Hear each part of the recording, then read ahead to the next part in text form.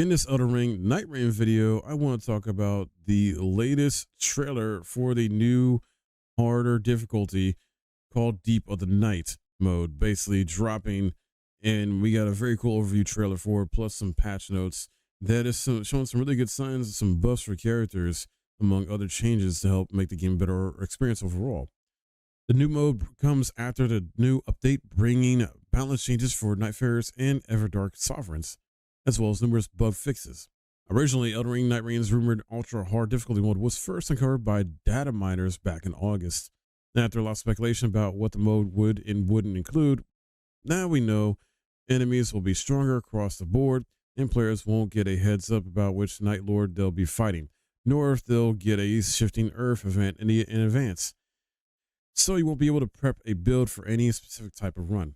However, to counterbalance this, players will be able to collect new types of weapons and relics with even more powerful effects, though they may also have some new drawbacks attached as well. The more you play, the deeper you'll descend, going at least as far as depth 5.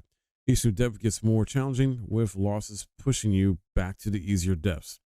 So definitely, this seems like it's for the hardcore fans more so, not the casuals, but we'll see how this goes. I was watching a few streams of this to see how it's looking from a few different people, and drop wise, like, it seems like it gives you roughly the same type of drops in terms of relics, and not really much of any new good relics. A few weapons I saw were kind of decent out there that they added for the mode too, but obviously have like at least one drawback you got to consider. So there's that. Well, let's move on to what's been in changes in this patch notes here in terms of the Nightfarers adjustments. Wilder increased poise while casting Claw Shot, and then also increased damage dealt by Claw Shot to blocking enemies. Guardian gets increased strength and dexterity gain when leveling up. Increased the Steel Guard passive ability angle range. Increased range of Wings of Salvation Ultimate Arts weapon portion. Increase the attack power of Hybrid Guard counters. Duchess gets increased dexterity gain when leveling up as well.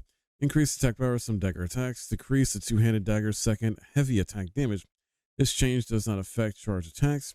Increase the duration of the finale ultimate art. Raider gets increased the great axes and great hammer's ability to stagger enemies with attacks. Increase the attack range of the retaliation skill as well.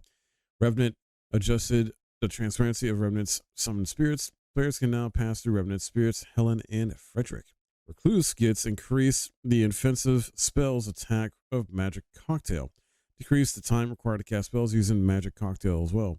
Executor gets increased attack power while Cursed Sword is in use. Increase the attack power of the Cursed Sword weapon skill when the skill is in use and the blade is in its unleashed state. Increase the attack power of some attacks while aspects of the Crucible Beast is active. Then you got weapons, passive effects, and special effects adjustments. Increase the stagger damage with dual wielding jump attacks for some small and medium weapons. Decrease the stagger damage with dual wielding jump attacks for some large weapons. Increase the potency of the depth status of ailment applied by the weapon skill Death Flare of Eclipse Shotel. Set a cap on the cumulative effects of the power of vengeance and the power of House Marius passes effects, and adjusted their potency accordingly. Just the stagger effect of the guard counters trigger Holy Burst passives explosions to ensure that it doesn't reset the enemy's posture break state. And then there's a long list of relic effect adjustments here too. Just effective Wilder standard attacks enhanced with fiery follow-ups when using character skill. So that's great swords only apparently to consume stamina when performing follow-up attacks. Reset power of the Wilder art activation spreads fire in area burn effect. Adjust the effect Wilder art activation spreads fire in area so that the burn effect's attack power does not vary between one-handed and two-handed weapon wielding. Increase the duration extension of the Iron Eye extends duration of weak point effect. Increase potency of the continuous HP recovery effect. Increase the potency of the HP restored when using medicinal boluses, etc. effect. Increase potency of the Recluse's activating ultimate art raises max HP effect. Change the Recluse activating ultimate art raises max HP's effect so that the HP increase persists until an attack is received, even after the art's duration ends. That's huge. Increase the amount of runes obtained through the critical hits earned runes effect. Increase the potency of the HP restoration upon specific weapon type attacks effect. Increase the potency of the effect FP restoration upon specific weapon type, attacks effect, and then reduce the duration of the improved poise and damage negation when knocked back by damage effect. So Night Fair adjustments here adjust the visibility, of the right card's rank or sorcery.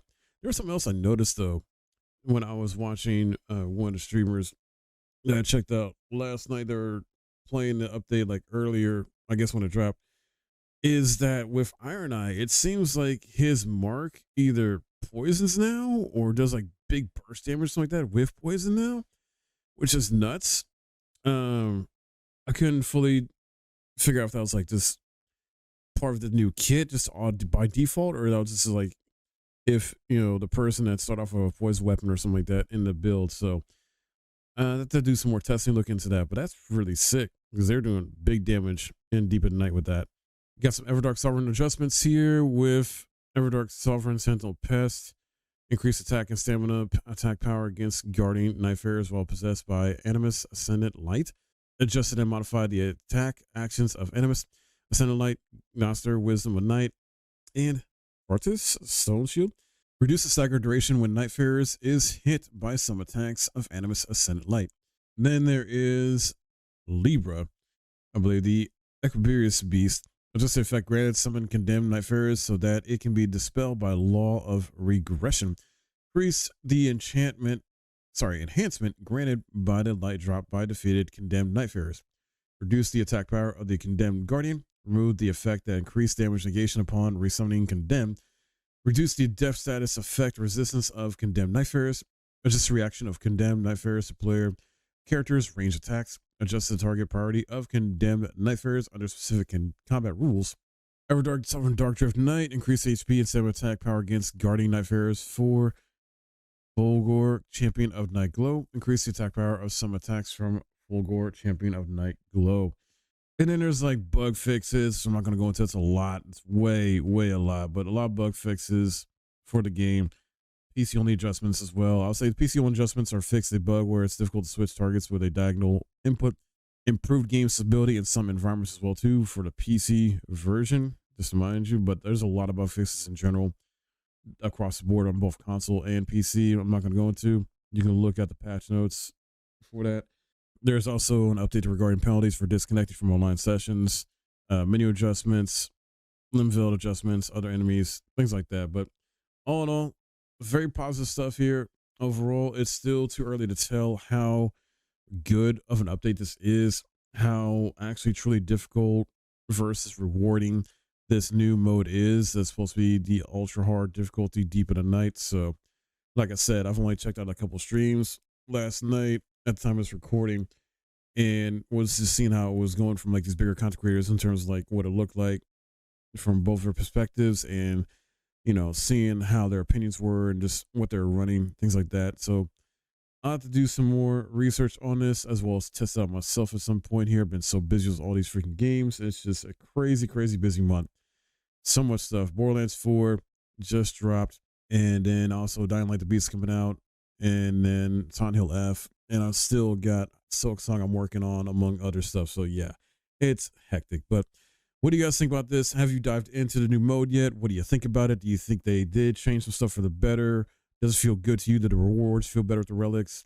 How are the boss fights now? Things like that. Sound off comments below. And if you enjoyed this video and learned something, I would appreciate a thumbs up. Subscribe if you're new. I'll see you guys in the next video.